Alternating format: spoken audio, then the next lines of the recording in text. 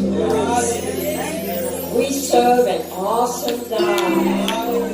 My God is awesome. He can move mountains. Thank you, God.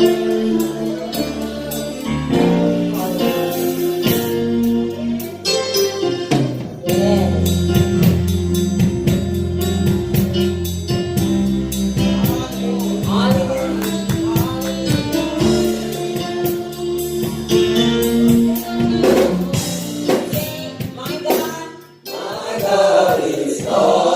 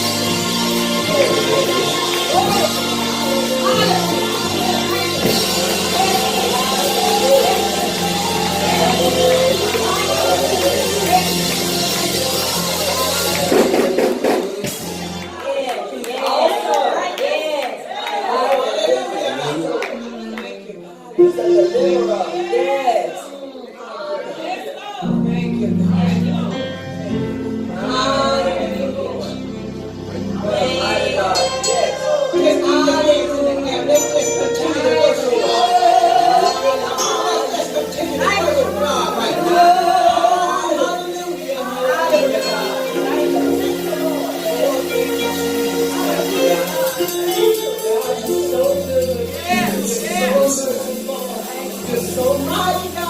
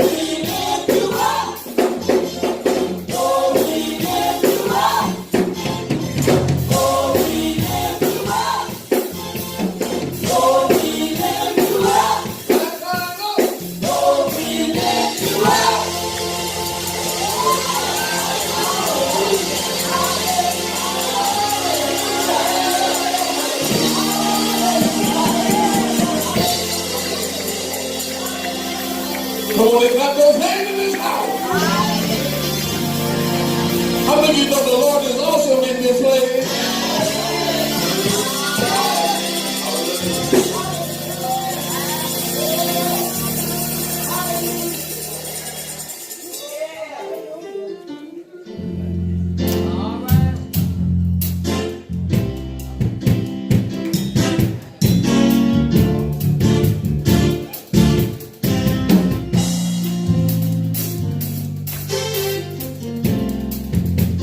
Anybody know the Lord is awesome?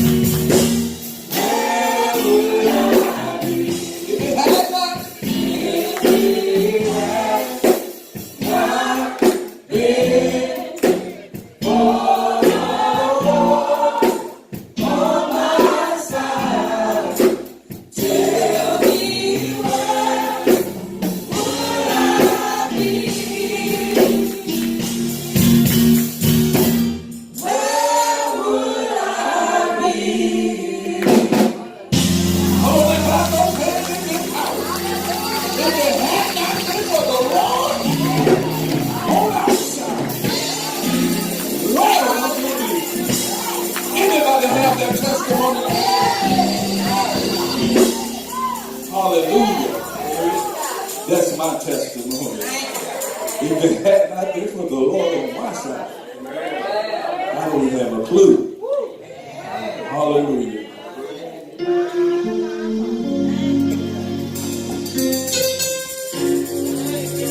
Had not been for the Lord on my side,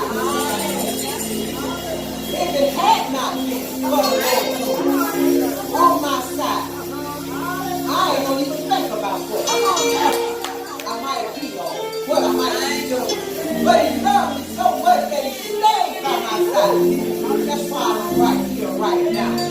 Come on, let's give God some praise.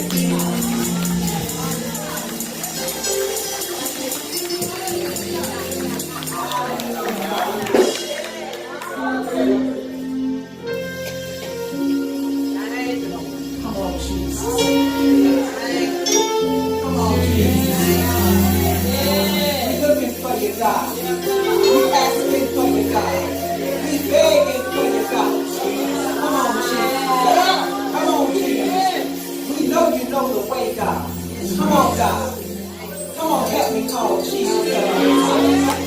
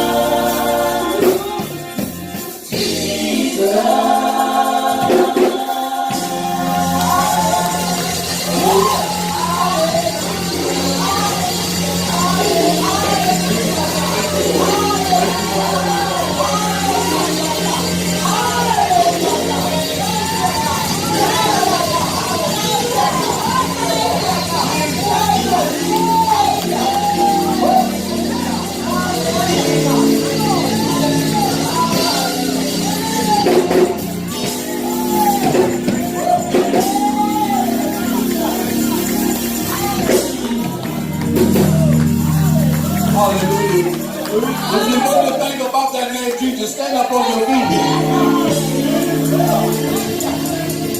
Anybody love to call on that name Jesus? Anybody love to call on that name Jesus?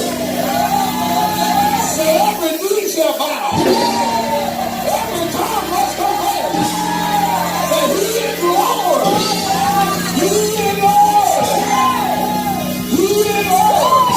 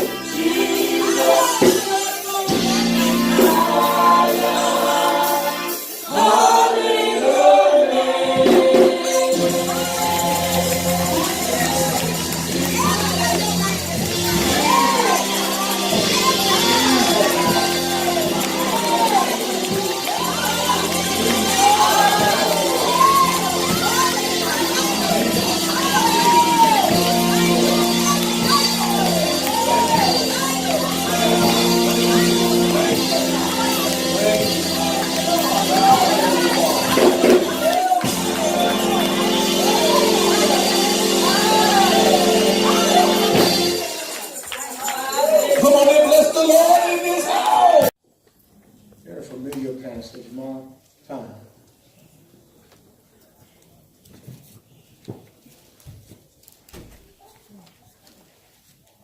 Verses 1 through 12, it's a very familiar passage.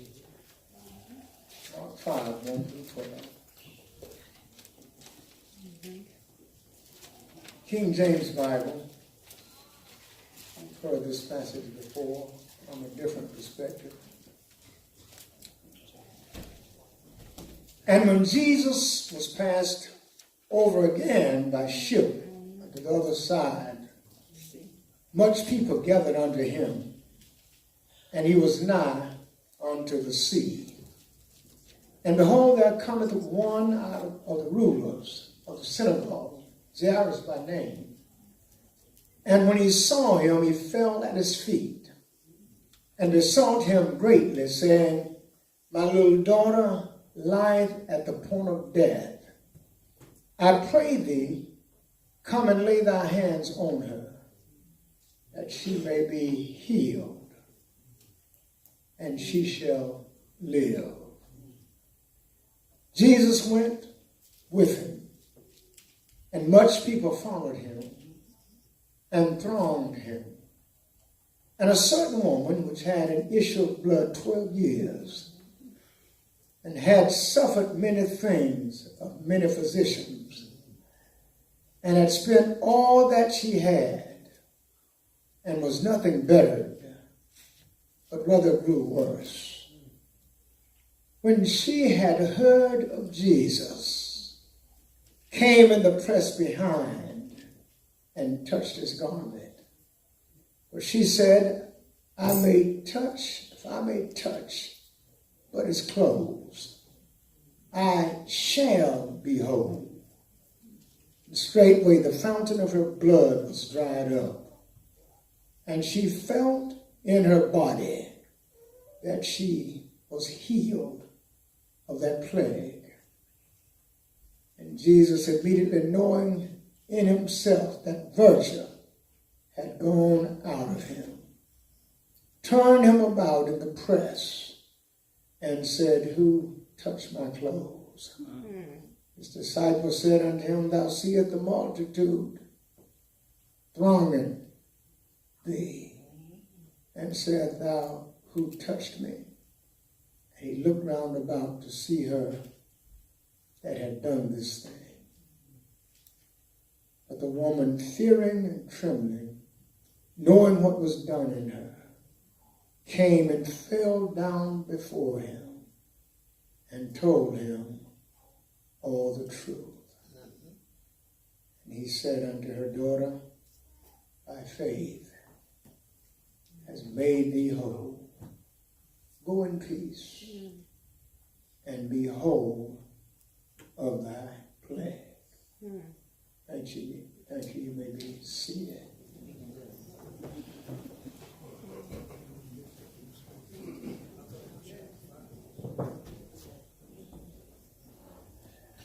I want to talk to us about time for purification. A time for purification.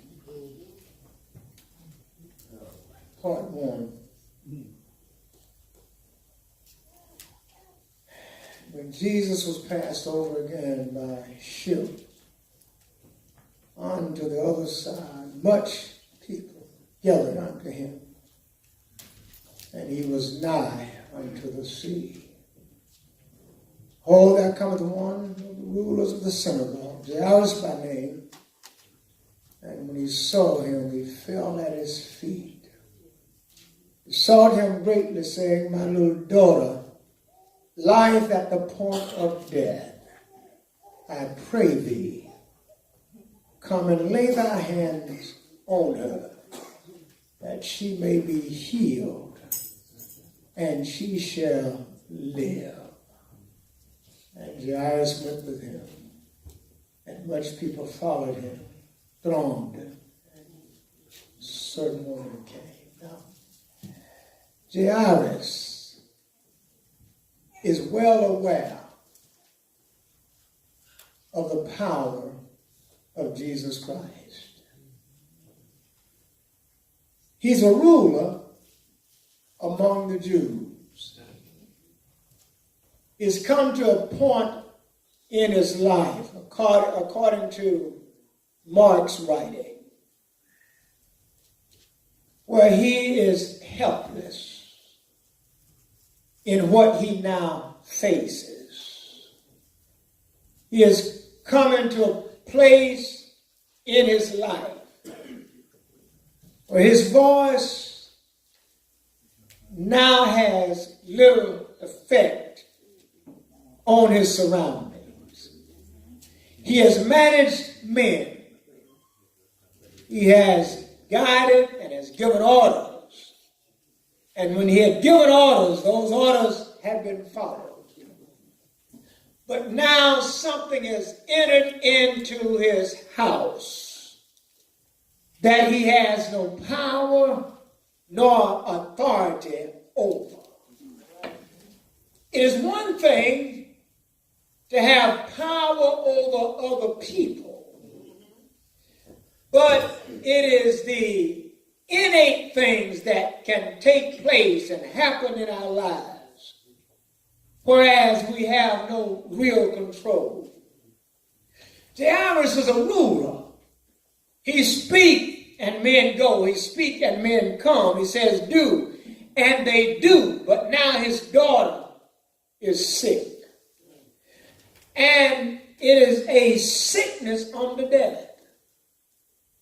Bible doesn't explain in depth the sickness, but undoubtedly it is something that Jairus has seen before. He now comes to a place that with all of his earthly power and power over great numbers of men, his daughter has contracted something that he has no power over. He now has to lean on someone else, another power, another authority. It kind of reminds me of in our health, we live a whole lot more reckless. But in our needs, we develop a character of humility. In my strength, I can carry on like I'm in charge. But when my body is under attack, when my youth has dissipated and disappeared, when the body that used to be strong and muscular and able to climb fences and jump ropes and run for mile distances and be the number one trainee in basic, all of those things are gone. And you discover that the Lord has loaned you human strength for a season. But what he gives you in years, you lose it in strength and cognizance. Our minds aren't quite as sharp as they used to be. We don't have the same stride. We might be able to make a long step, but it doesn't have the stride it used to have. And the only way you don't arrive at this position is you don't live to get old. Because as we age, the stuff we had begins to fall off. However, the years will add to us if we pay attention. The kind of character that the Lord expects of us. Everyone in his or her youth has a level of arrogance. But the years will bring about some humility. Because what used to cause you to be arrogant, you could jump rope, you could run 60-yard and 100-yard race and do well in it. But the older you get, the shorter your steps become and the slower they get. Because time is going to deal with every single one of us. You see, that's why wisdom comes with years if we have enough sense to gather it in. Because what the years take away from you, God can give it back in wisdom. How many of us know a whole lot of wise young folk?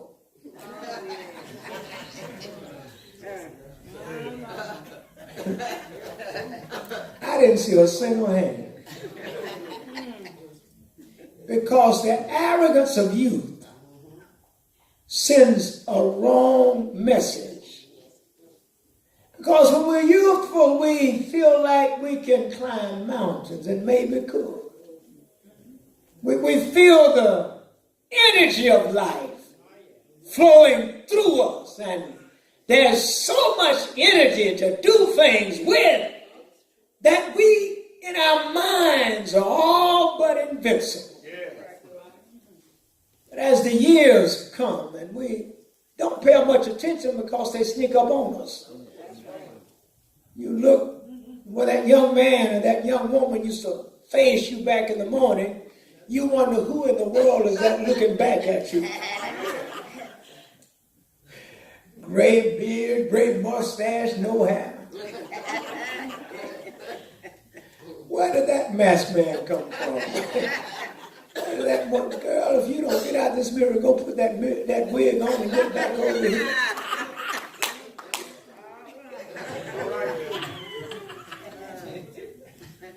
Those 60-yard dashes we used to run. Now we go to the track and walk. On a day when we feel like it. The years are going to take something from you. So young folk, let me tell y'all now, get all the wisdom you can while you're young, because you're going to need it when you get old. And the only reason you don't get old is you die young. How many young folk want to die while you're young? Just none of us. All of us in here want to live to be at least 100. And hope we can get beyond that. In fact, I think Methuselah's held the record too long. I want to break it. You see, I don't have a problem with life because of my years. I've sought to seek wisdom, is what I hope all of us would do. Seek to grow. You shouldn't diminish with years. Only the physicality of the human body will diminish. But if you take good care of it while you're young, you might not be able to run a 60-yard dash like you used to, but you can still run one. Might take you an hour, but you can do it.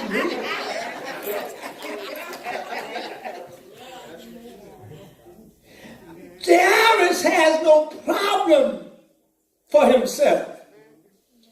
But no parent looked forward to burying their children. None of us in this building. Every one of us expect our children to bury us. Yeah. Well, I got a brand new grandbaby who was born last night. My daughter sent me a picture just a few minutes ago of that beautiful little grandgirl. I don't want to bury neither one of them. My daughter or my grandbaby. Yeah. Jairus has this problem because his daughter is sick. He sees her seizures. He sees all the pain that she's battling. Yes. And he needs some help. And Jesus passed over again by ship to the other side. People were gathering all around him. They were gangbanging him.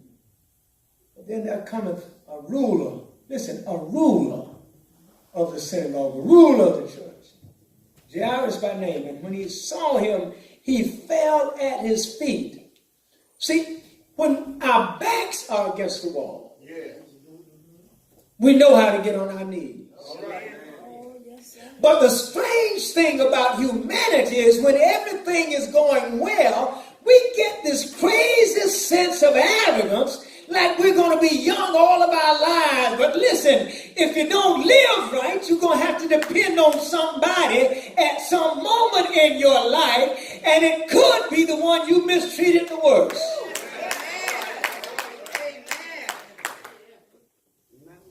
We have to be careful how we handle what God has given us. If God has given you long life, cherish it. And if you're young, remember, if you keep on living, you're going to be old one day. So on your way up, learn how to treat people while you go up the ladder of success. Because the ones you mistreat are the ones you'll be looking to later. And if you treat enough folk the wrong way, you won't have anyone to look to. And all you got to do is keep looking in the mirror every day. The same person you saw yesterday is not there today. Something is changing about you every day, because every day you're aging. And you can have all the plastic surgeries you want to have. You can use all the facelift you want to look, baby. You're going to get old if you keep living.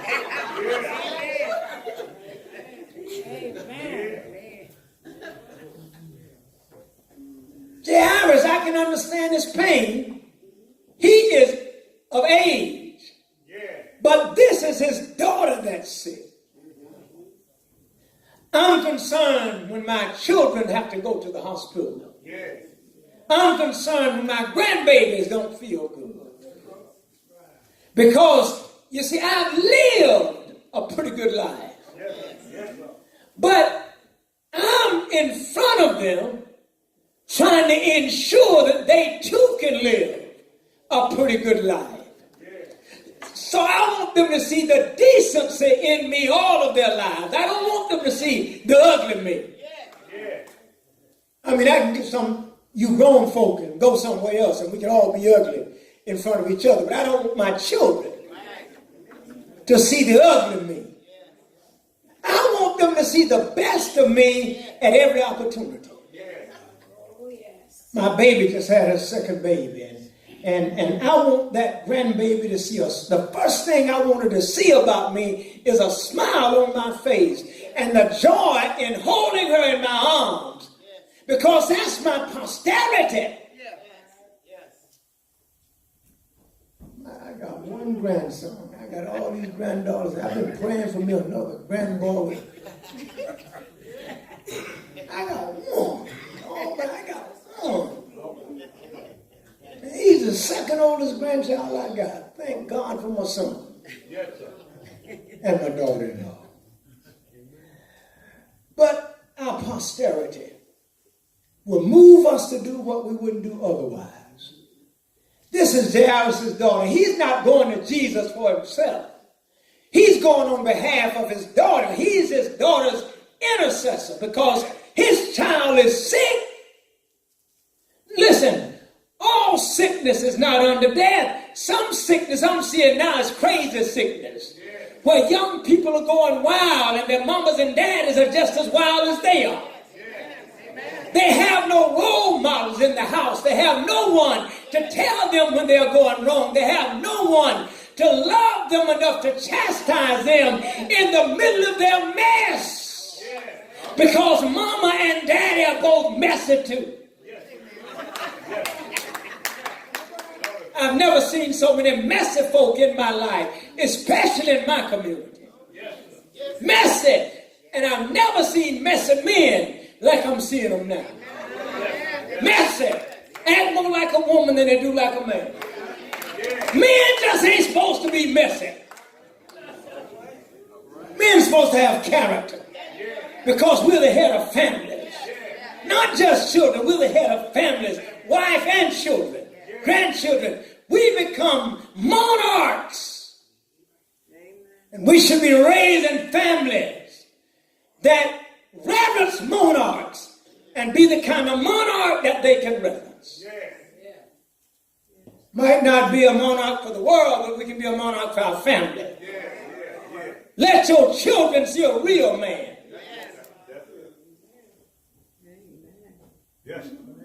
And mama let them see a real woman. I'm looking now at our young people walking the streets. Young ladies got a baby on her hip and a skirt up high enough she can't bend over and pick up the bottle if it falls. There has to come another level of dignity and decency in our communities. We have to begin talking to our children. We have to begin working on them. Jairus has a sick daughter, and he's to the point where he's willing to die for her. Yeah. He makes his way to Jesus. He's a ruler of the synagogue. When he saw him, he fell at his feet, a ruler falling at the feet of Jesus. It's as though he knows who Jesus really is. Yeah. And a lot of times we don't bow in his presence until there is a need in our lives. Yes. This brings Jairus to Jesus because there's a need that he can't fix. Yes, sir. He's handled all of his governmental problems. He didn't have any problems with sending out armies. He didn't have any problem with any of that. But now his child is sick. And here's a situation he does not have the power to handle. All he has is the ability to go to the man who can handle whatever the situation is, bow down at his feet. He's a ruler. Notice, his position does not matter now. The only thing that means anything to him is his daughter is sick, and to him it looks as though she's sick under there. He's heard Jesus and heard about him. And so he gets to where the Lord is with no shame. That should be the Christian way. We should never be ashamed of our Christ. Ashamed to own him no matter what kind of crowd we're in. No matter what else is going around. When we're the only one in the crowd who has a love for Jesus Christ, let your light shine. Let it shine. Jairus don't care who's looking now, because baby girl is sick. How many of us understand when baby girl gets sick, or baby boy even, we're going to find somebody to help. We're going to get in the car, licensed or unlicensed, being a good driver or not. We're going to try to take that car to wherever I need to get my baby somewhere. This is where Jairus is. He needs, it's a time for purification. And what he does here, he lays aside all of his authority and places himself in the hands of the master. The one he knows is able to help. How many of us have ever been there? Yes, Lord. Yes. Yes, Lord. Jesus went with him, and people followed him. Thronged him, they crowded him, they pressed him, they were so anxious to see what Jesus would do. They were crowded around him so that Jesus' path is almost blocked, but he keeps on pressing. Not only that, but then there was a certain woman which had an issue of blood 12 years. Suffered many things of many physicians, had spent all that she had. Now he's on his way to Jairus' house. Yeah. But this woman interrupts the trip. Nothing better, but rather grew worse. This is her statement. When she'd heard of Jesus, came in the press behind and touched his garments. Yeah. She didn't ask him anything. She just heard of it. Her faith had been emboldened because she'd heard of the power of the master. And her mindset was, if I can just touch him, I'll be all right. She didn't need him to stop. She didn't need him to pay her any attention. Her faith said, just touch him. And she touched the hem of his garment. She said, if I may but touch his clothes, I shall be whole. What kind of faith is that? I don't have to talk to him. I don't have to disturb his trip. I don't have to interfere with his journey. All I need to do is get close enough to just touch his. I don't have to touch his flesh. I can touch his clothes. She believed so much so that his anointing would flow through his clothes and heal her. To number his clothes. Listen, not I might be. She said, and I shall be whole. Straightway the fountain of her blood dried up. She felt in her body that she was healed of the plague. Jesus immediately. See, you can't sneak up on him. He immediately knew that virtue had gone out of him. Now, if Jesus didn't have re-strengthening virtues, it could have drained. But since he is Lord, and since he does have all power, he felt the virtue leave, but as quickly as it left, it was back.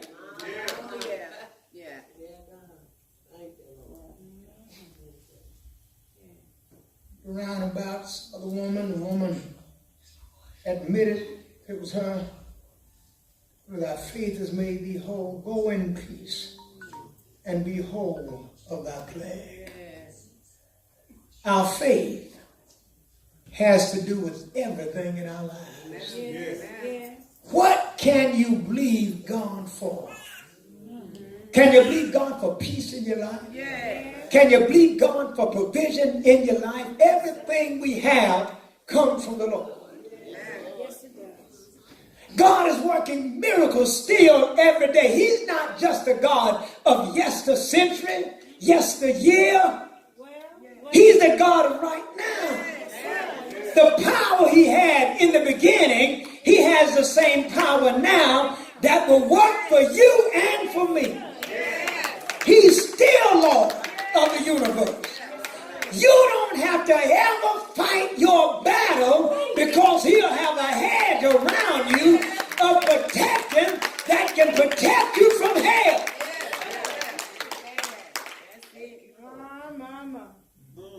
All Satan wants to do is pull you off track. He wants to aggravate you so much that your mind goes on him instead of on the Lord. And when that happens, you lose it. But whatever's going on around you, whoever is trying to bother you, whatever they have to say about you, give it no attention. Just give it all to Jesus.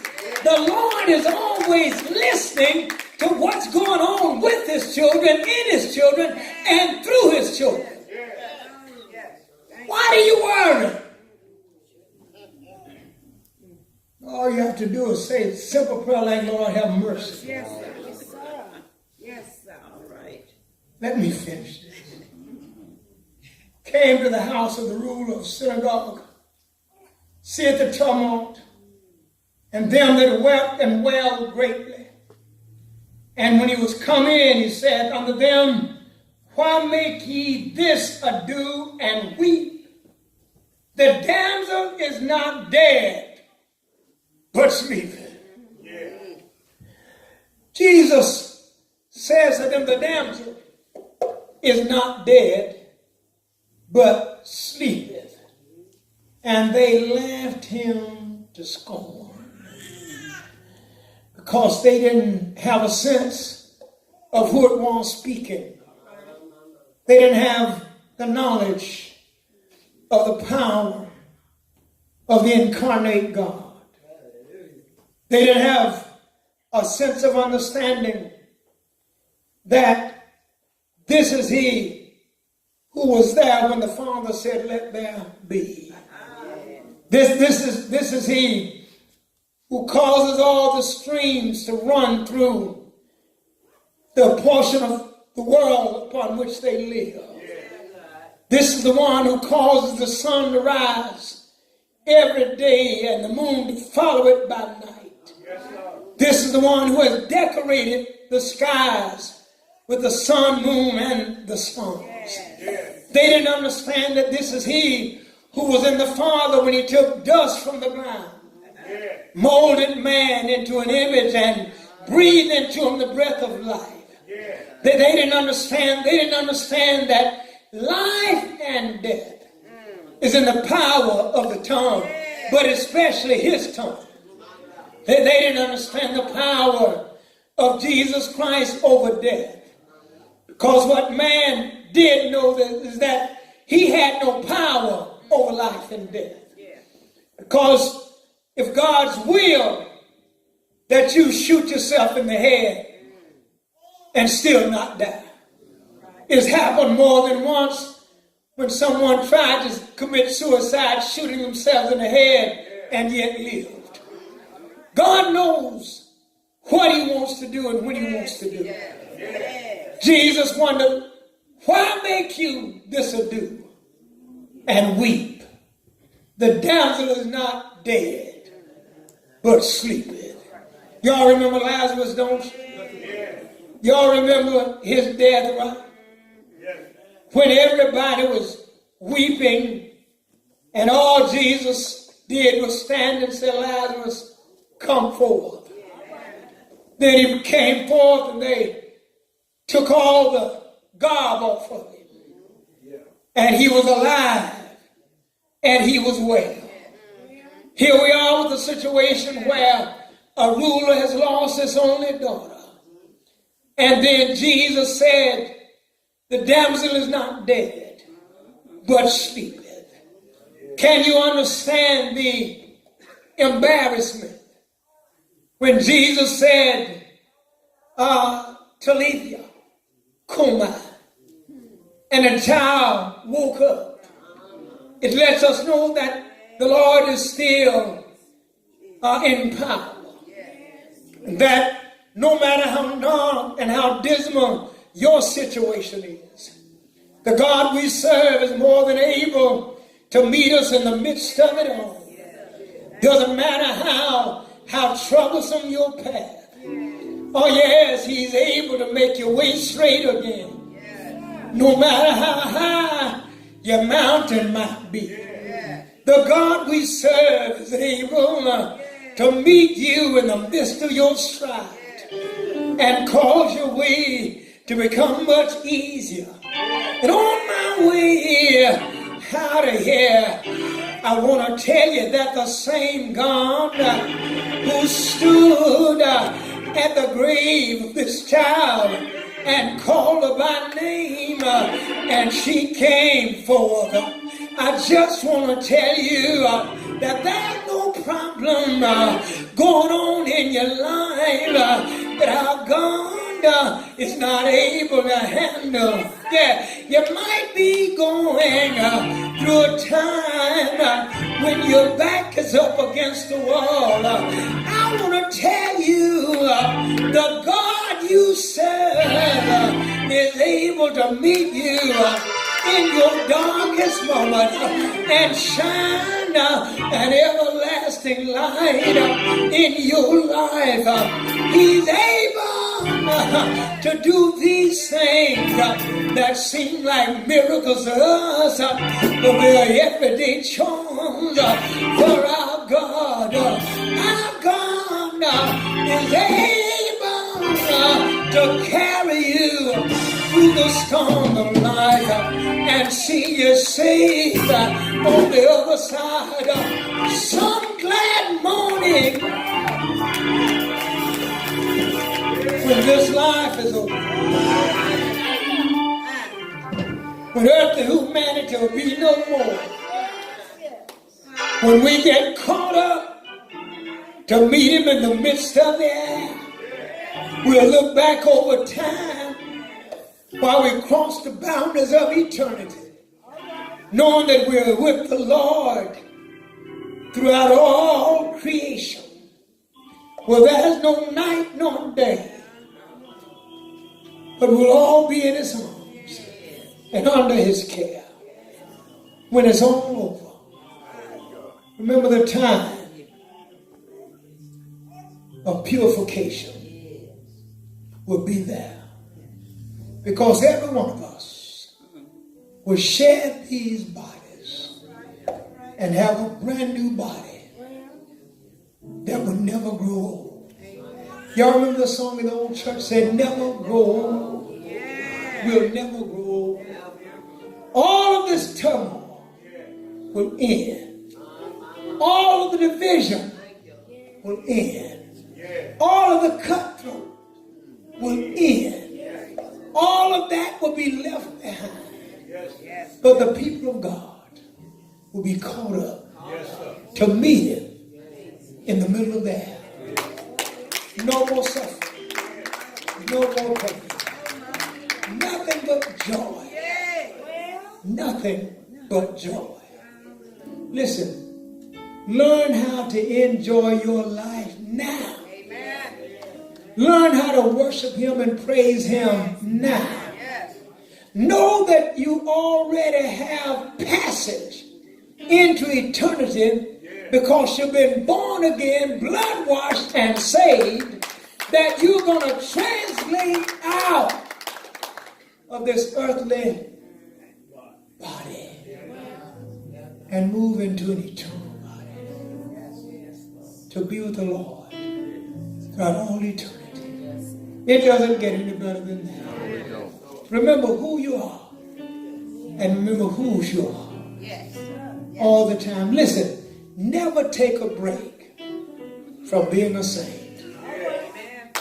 The world has nothing to offer you but eternal damnation. God offers you eternal peace. Don't let the things of the world get a hold on you to where you're earthbound. Because earthbound means hellbound. And I promise you, you don't want to go there. All I've done is read about it. I've never been, don't want to go, don't want to visit. I don't want to peek in the door to see what's going on the other side. But I want to go where Jesus is. There might be someone